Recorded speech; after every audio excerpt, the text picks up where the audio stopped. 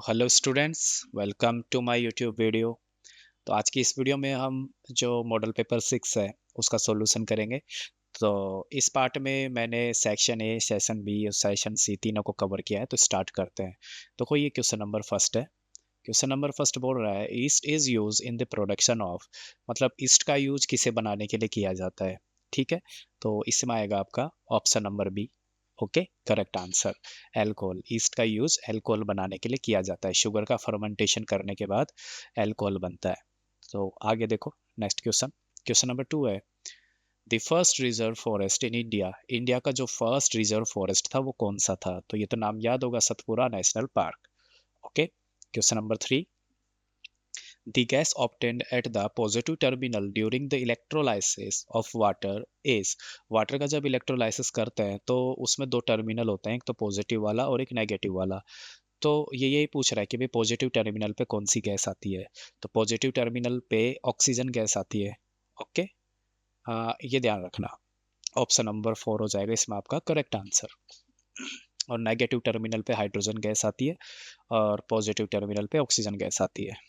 चलो, next question है what कज इलेक्ट्रिकल डिस्चार्ज फ्रॉम क्लाउड। अगर बादलों से इलेक्ट्रिक डिस्चार्ज होता है, ओके, तो क्या होता है? अर्थक्वेक आता है, सुनामी आता है, लाइटनिंग आता है या फ्लड आता है? तो इसमें ऑप्शन नंबर सी आपका करेक्ट आंसर हो जाएगा। जो लाइटनिंग होती है, जो बिजली गिरती है, वो सिंपली एक जो क्लाउड है उनका डिस्चार्ज प्रोसेस होता है। ओके, जिसको हम बिजली माता बोल देते हैं। चलो, आगे देखते हैं। Question number 5। क्वेश्चन नंबर 5 में देखो, क्लोरिया इज कज बाय। क्लोरिया एक डिजीज है, किसके थ्रू होता है? वो होता है बैक्टीरिया के थ्रू। ओके, तो ऑप्शन नंबर बी हो जाएगा इसमें करेक्ट आंसर। नेक्स्ट क्वेश्चन देखो, question number 6, the gas form by incomplete combustion of fuel. तो देखो, फ्यूल का इनकम्प्लीट कंबस्शन होगा तो कौन सी गैस बनेगी, ऐसा ये क्वेश्चन पूछ रहा है। तो इसमें आ जाएगा आपका option number C correct answer, carbon dioxide. ठीक है, और ये बहुत टॉक्सिक गैस होती है। नेक्स्ट है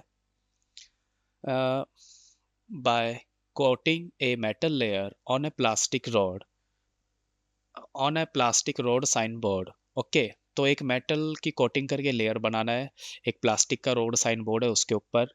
तो which method can be use to make letter और सिंबल। तो किस मेथड के थ्रू आप है ना जो लेटर और सिंबल्स वगैरह बनाओगे उस पे। तो सीधी सी बात है, यहाँ पर क्या हो रहा है, कोटिंग हो रही है एक मेटल की लेयर की।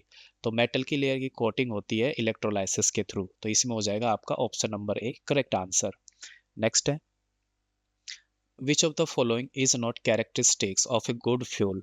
मतलब नीचे कुछ कैरेक्टरिस्टिक्स दी हुई है। ओके, तो इनमें से कोई एक ऐसी कैरेक्टरिस्टिक्स है, ऐसी कोई क्वालिटी है जो एक अच्छे फ्यूल की नहीं होती। तो पहला, लो क्लोरिफिक वैल्यू।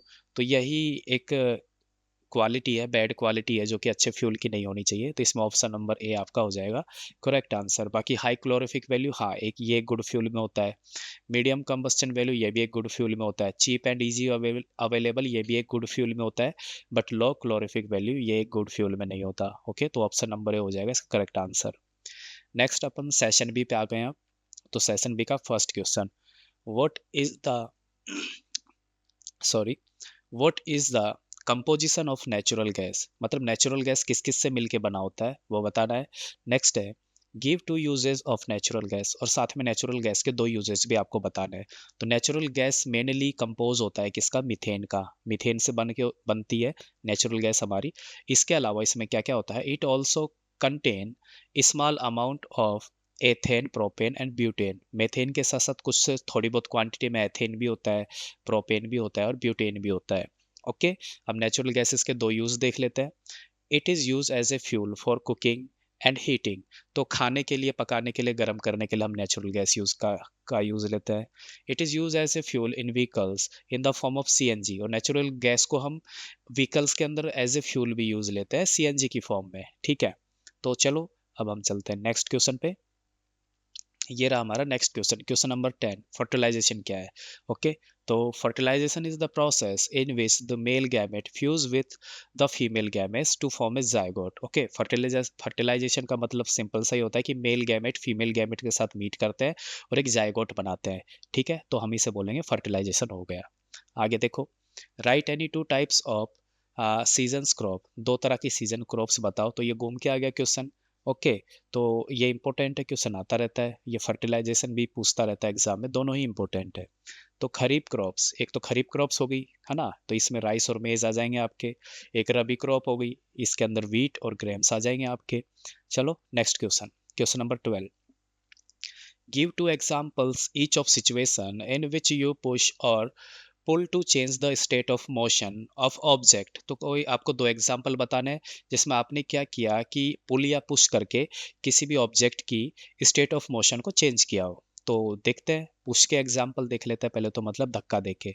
तो pushing a door to open it, है ना, किसी भी दरवाजे को हमको खोलना होता है तो धक्का देके खोलते हैं। Next, pushing a trolley bag to make it move, कोई भी ट्रॉली बैग है उसे मूव करवाने के लिए उसे धक्का देना पड़ता है। अब पुल एग्जाम्पल, पुल का मतलब होता है खींचना, इसके एग्जाम्पल देख लेते हैं। Pulling a bucket up from A well, कुएं से हम क्या करते हैं, एक पानी की बाल्टी को खींचते हैं, तो इसे पुलिंग, खींचना यूज हो गया। नेक्स्ट है pulling a drawer to open it, किसी भी ड्रॉवर को ओपन करने के लिए उसे खींचा जाता है, पुल किया जाता है। तो ये आपके दो दो एग्जाम्पल हो गए, पुश के और पुल के।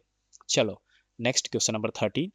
Explain the process of fermentation of formation of petroleum. तो पेट्रोलियम है, उसके बनने का प्रोसेस आपको बताना है। तो देखो, ये भी अच्छा क्वेश्चन है, घूमता रहता है एग्जाम में, बहुत सारे मॉडल पेपरों में भी आ गया।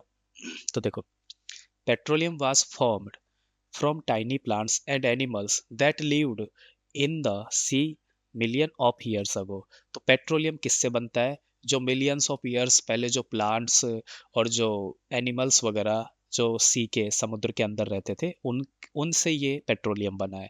तो क्या होता है, व्हेन दीज ऑर्गेनिज्म डाइड, जब ये ऑर्गेनिज्म मर जाते हैं तो क्या होता है, their body settle at the bottom of the sea, तो समुद्र के नीचे इनकी बॉडी जाके सेट हो जाती है। उसके बाद and got buried under layers of sand and mud, और ये दफन होती रहती है बहुत सारी मिट्टी और सैंड के नीचे, है ना, मतलब टाइम टू टाइम इनके ऊपर मिट्टी और सैंड की लेयर जमती जाती है। तो फिर क्या होता है, ओवर मिलियंस ऑफ ईयर, है ना, लाखों सालों तक, high pressure and high temperature act on these remains, तो ये जो भी बचा कुचा जो समुद्र के नीचे जाके दफन हो गया ना, लाखों सालों तक इनके ऊपर एक तो हाई प्रेशर काम करता रहता है और एक हाई टेम्परेचर काम करता रहता है। तो in the absence of air, the buried remain slowly changed into petroleum and natural gas। तो यहाँ पर कोई हवा भी नहीं होती, मतलब यहाँ कोई ऑक्सीजन नहीं है। तो इस वजह से क्या होता है, जो भी ये दफन हुए एनिमल्स होते हैं, रिमेन्स होते हैं, ये धीरे धीरे है ना पेट्रोलियम और नेचुरल गैस में कन्वर्ट हो जाते हैं। तो ये हो गया आपका पेट्रोलियम बनने का प्रोसेस। नेक्स्ट देखते हैं, क्वेश्चन नंबर 14। क्वेश्चन नंबर 14 है, explain how carbon dioxide is able to control fire, कि कहीं पे भी आग लग रही है उसे कंट्रोल करने के लिए हम कार्बन डाइऑक्साइड का यूज क्यों करते हैं। तो देखो, carbon dioxide does not support burning, पहली बात कार्बन डाइऑक्साइड है ना, वो बर्निंग को सपोर्ट नहीं करती, जलने को सपोर्ट नहीं करती है। तो it is heavier than air, carbon dioxide जो हमारी नॉर्मल हवा से थोड़ी ज्यादा भारी होती है, तो क्या करती है, फॉर्म से लेयर अराउंड द फायर, तो ये आग के चारों तरफ एक लेयर बना देती है। This layer cuts of the supply of oxygen, और ये जो लेयर बनी कार्बन डाइऑक्साइड की, ये ऑक्सीजन की सप्लाई को कट कर देती है। तो फिर क्या होता है, due to the lack of oxygen, lack मतलब कमी, तो ऑक्सीजन की कमी के कारण द फायर गोज आउट, वो जहाँ पे आग लग रही थी वो बुझ जाती है। ओके, अब 14 का सेकंड देख लेते हैं। List conditions under which combustion can take place. Okay, तो ऐसी कंडीशन बताओ जो कि आग के जलने के लिए जरूरी होता है, कंबस्चन के लिए जरूरी होता है। तो पहला, प्रेजेंस ऑफ कंबस्टेबल सब्सटेंस, तो पहली बात तो आपके पास कोई ऐसी चीज होनी चाहिए जो जल सके, जलने लायक कोई चीज होनी चाहिए। ठीक है, सेकंड है प्रेजेंस ऑफ ऑक्सीजन और एयर, या तो वहाँ पे हवा मौजूद होनी चाहिए या ऑक्सीजन मौजूद होनी चाहिए, क्योंकि जलने के लिए ये चीजें बहुत जरूरी होती है। थर्ड है substance should be heated to its initial temperature। Okay, और वहाँ पे इनिशियल टेम्परेचर होना चाहिए, मतलब किसी भी चीज़ को जलने के लिए जो कम से कम टेम्परेचर लगता है वो वहाँ पर होना चाहिए।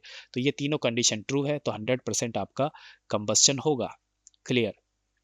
नेक्स्ट क्वेश्चन देखो, नेक्स्ट क्वेश्चन है आपका ये fill in the blanks. Okay, by choosing the correct option given the bracket, brackets के अंदर दो ऑप्शन दिए गए हैं और उसमें से आपको सही ऑप्शन चुनना है। तो ग्राउंड नट क्रॉप इज, कौन सी क्रॉप है ग्राउंड नट, खरीफ या रबी। ग्राउंड नट एक खरीफ क्रॉप है, ठीक है, इसमें ये करेक्ट आंसर हो जाएगा। नेक्स्ट है manure increase dash efficiency of the soil, है ना। तो मैन्योर क्या करता है, सॉइल की प्रोडक्शन एफिशिएंसी को बढ़ाता है, इसमें ये वाला हो जाएगा करेक्ट। नेक्स्ट है modern method take less time to irrigate large area, है ना। तो इसमें लार्ज आ जाएगा कि आजकल जो नए नए मॉडर्न मेथड आ रहे हैं इरिगेशन के, इससे कम टाइम में ज़्यादा बड़े एरिया में इरिगेशन हम कर सकते हैं। इरिगेशन मतलब water supply into the crops.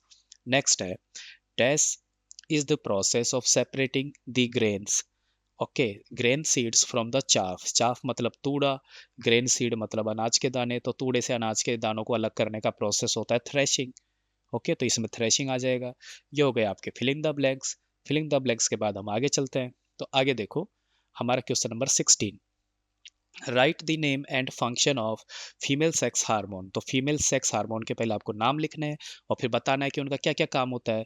तो फीमेल सेक्स हार्मोन्स आर, दो हार्मोन्स होते हैं, एक तो ईस्ट्रोजन होता है, एक प्रोगेस्टेरोन होता है। ओके, तो देखो ये काम क्या करता है। ईस्ट्रोजन क्या काम करता है, oestrogen help in the development of female secondary sexual characteristics. Okay, oestrogen के कारण ही जो फीमेल्स के अंदर सेकेंडरी सेक्सुअल कैरेक्टरिस्टिक है वो डेवलप होती है, such as breast development and widening of hips. Okay, इसके बाद है प्रोगेस्टेरोन, ये दूसरा हार्मोन है। ये क्या करता है, help in regulating the menstruation cycle. जो भी फीमेल्स के अंदर मेंस्ट्रुएशन साइकिल आता है उसको रेगुलेट करने का काम ये प्रोगेस्टेरोन हार्मोन करता है। And prepare the uterus for pregnancy, और जो यूट्रस होता है उसको प्रेगनेंसी के लिए प्रिपेयर करता है। ओके, अब चलते हैं क्वेश्चन नंबर 17 पे। तो क्वेश्चन नंबर 17 देखो क्या है। First, name the force acting on A plastic bucket, okay, containing water. एक प्लास्टिक का बकेट है जिसके अंदर पानी भरा हुआ है, तो ये बताना है कि उसके ऊपर है ना कौन सा फोर्स काम कर रहा है। अगर held above the ground level in your hand, okay, आपने अपने हाथ में एक प्लास्टिक की बकेट पकड़ रखी है जिसके अंदर पानी भरा है और उसे लटका रखा है ग्राउंड से ऊपर, तो आपको बताना है इस पे कौन सा फोर्स काम कर रहा है, पहले तो ये बताना है। तो उस पे बच्चों ग्रेविटेशनल फोर्स काम करेगा, ठीक है। ये तो हो गया इसका आंसर। नेक्स्ट है discuss why the force acting on the bucket do not bring a change its its state of motion। तो आपने है ना क्या कर रखा है, एक बकेट को हाथ में पकड़ रखा है और उस पर ग्रेविटेशनल फोर्स काम कर रहा है, तो ग्रेविटेशनल फोर्स की वजह से इसके स्टेट ऑफ मोशन में कोई चेंज क्यों नहीं आया, ये पूछ रहा है।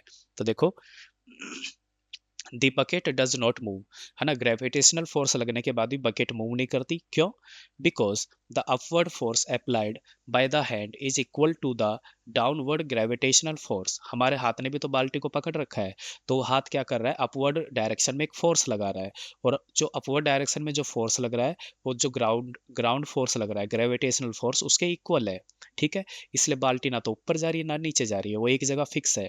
Since the two forces are equal and opposite, तो जैसा कि आपको पता है दो फोर्स इक्वल है और अपोजिट में है, तो दे बैलेंस ईच अदर, तो वो एक दूसरे को बैलेंस करते हैं, क्लियर।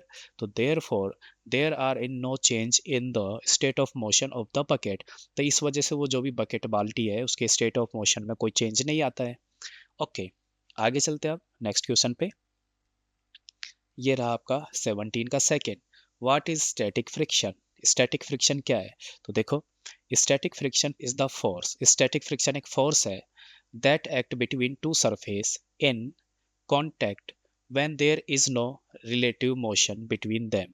ओके, तो दो सरफेस है, क्लियर, वो एक दूसरे से अटैच है, और अगर वो कोई भी मोशन नहीं कर रही तो उनके बीच में जो फ्रिक्शन काम करेगा वो स्टैटिक फ्रिक्शन काम करेगा। तो इससे क्या होता है, it prevent an object from starting to move when a force is applied. तो स्टैटिक फ्रिक्शन क्या करता है, जब भी बाहर से किसी चीज के ऊपर फोर्स पड़ेगा तो स्टैटिक फ्रिक्शन उस चीज को आगे बढ़ने से रोकेगा। बस ये हो गया इसका। नेक्स्ट देखो question number 18, right any four difference between sperm and ओवा। स्पर्म एंड ओवा के अंदर आपको कुछ चार डिफरेंस बताना है ना। तो देखो sperm is male gamete, sperm एक मेल गैमेट होता है, whereas ovum is female gamete, ovum एक फीमेल गैमेट्स होता है। ये भी लिख सकते हो कि स्पर्म मेल के अंदर मिलता है और ओवम है जो फीमेल के अंदर मिलता है।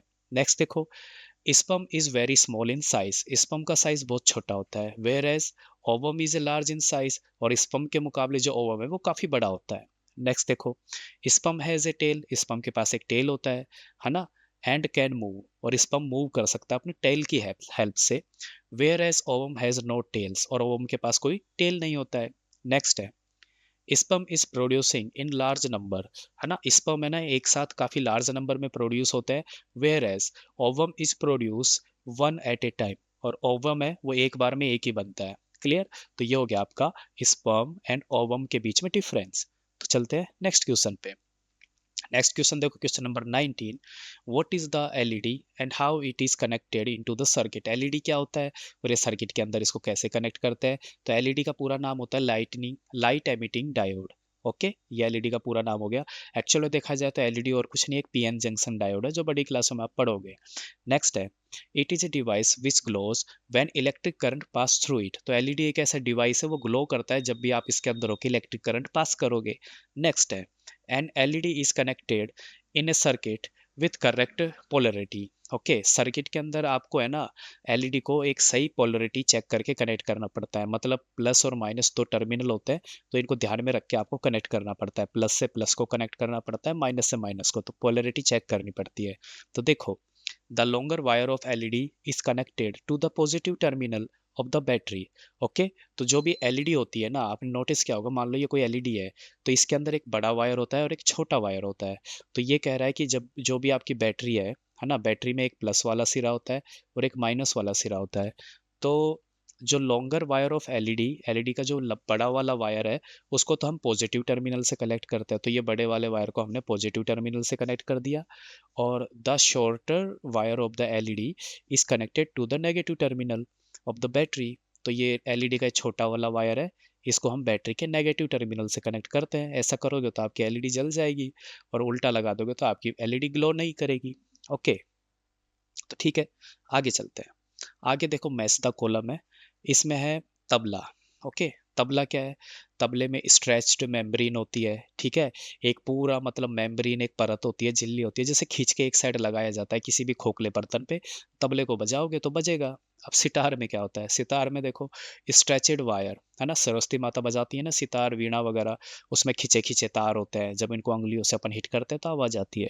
फ्लुएंट, फ्लुएंट मतलब आपकी बांसुरी, इसे बहुत सारे एयर कॉलम्स होते हैं जिनके थ्रू साउंड प्रोड्यूस होता है। और नॉइस क्या होता है? नॉइस तो एक अनप्लेजेंट साउंड है जो हमें पसंद नहीं आता है। ओके, तो ये हो गया आपके match the column. Match the column के बाद हम आगे चलते हैं, question number 21, how can we stay safe from lightning inside the house.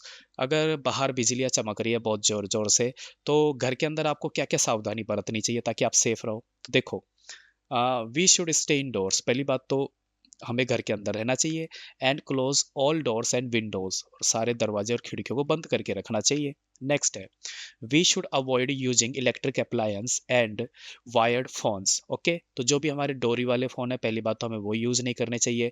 और जो भी बिजली से चलने वाली चीजें हैं, इलेक्ट्रिक अप्लायंस जितने भी है, उन्हें भी हमें यूज नहीं करना चाहिए जब बाहर बिजली कड़क रही हो, सॉरी, है ना, चमक रही हो मतलब। नेक्स्ट है, we should not touch metal object. हमें जितनी भी मेटल की चीज़ें उन्हें छूना नहीं चाहिए। इलेक्ट्रिक स्विचेस और वाटर टैप्स, है ना, पानी के नल, उनको भी नहीं छूना चाहिए। स्विच, इलेक्ट्रिक स्विच को भी नहीं छूना चाहिए। और जो भी मेटल के ऑब्जेक्ट है उन्हें भी नहीं छूना चाहिए। नेक्स्ट है इसका fourth, we should stay away from windows and balconies. तो हमको बालकनी और खिड़कियों से दूर रहना चाहिए। तो ये 4 प्रिकॉशंस है जो आपको यूज करनी चाहिए अगर बाहर लाइटनिंग वगैरह हो रही हो तो। नेक्स्ट देखो, question number 22, in the sorry fill in the blanks by choosing the correct option given by the bracket. तो यहाँ कुछ ब्रैकेट है, इनके अंदर कुछ ऑप्शन दिए गए, इनमें से कोई एक ऑप्शन आपको यहाँ लिखना है। तो देखो, फर्स्ट क्या है, a person 1 metre in front of a plane mirror, कि एक प्लेन मिरर के सामने एक आदमी खड़ा है ना, और वो 1 मीटर दूर खड़ा है। Seems to dash metre away from his image. तो वो आदमी अपनी इमेज से कितना दूर खड़ा है? ये कोई प्लेन मिरर है, अब ये कोई आदमी खड़ा है इससे 1 मीटर दूर। ओके, और प्लेन मिरर के उधर इसका इमेज बन रहा होगा, ये भी 1 मीटर दूर बन रहा होगा। क्लियर? लेकिन क्वेश्चन में ये पूछा है इस आदमी से लेके, इमेज से लेके, और जो रियल आदमी है उसके बीच में कितना डिस्टेंस है। तो इसके बीच में 1 + 1 = 2 मीटर का डिस्टेंस होगा। क्लियर? नेक्स्ट देखो, if you touch your dash year, है ना, with right hand in front of a plane mirror, it will be see in the mirror that your right ear is touched with dash. Okay, तो इसमें आएगा left ear. Okay, if you touch your left ear with right hand, अगर आप बाएं कान को दाएं हाथ से टच करोगे तो मिरर के अंदर ये आपको ऐसा लगेगा कि आपने क्या कर रखा है, आपके दाएं कान को टच कर रखा है बाएं हाथ से, लेफ्ट हैंड। आप चाहो तो मिरर के सामने खड़े होकर करके देख सकते हो और अच्छे से समझ में आ जाएगा। ओके, नेक्स्ट है, the size of the pupil becomes, हमारे आंखों के आगे जो पुपिल्स होते हैं उसका साइज कैसा हो जाएगा, when you see dim light, जब आप डिम लाइट में देखोगे तो डिम लाइट में देखते हैं तो हमारे पुपिल का साइज बड़ा हो जाता है, इसमें आ जाएगा लार्ज। ओके, हमारे पुपिल का साइज बड़ा बड़ा हो जाता है ताकि ज्यादा लाइट अंदर जाए और हमें अंधेरे में अच्छे से दिख सके। नेक्स्ट है night birds have dash cones than rods, है ना, इन देयर आईज। तो ये कॉन्स और रोड क्या है, ये रोड नहीं है, चलने वाला रोड नहीं है। जो आई होता है ह्यूमन आई या फिर आंखों की बात कर ले, उसके ये पार्ट्स होते हैं, कॉन एंड रोड्स होते हैं आंखों के अंदर। ठीक है, तो जो नाइट बर्ड्स होते हैं ना, उनके अंदर है ना less cone than the rods, cones है ना थोड़े कम होते हैं रोड्स से। ठीक है, तो ये हो गया आपका मॉडल पेपर 6 का पार्ट फर्स्ट कंप्लीट। ठीक है स्टूडेंट्स, तो मिलते हैं आपसे नेक्स्ट वीडियो में। Bye bye, take care.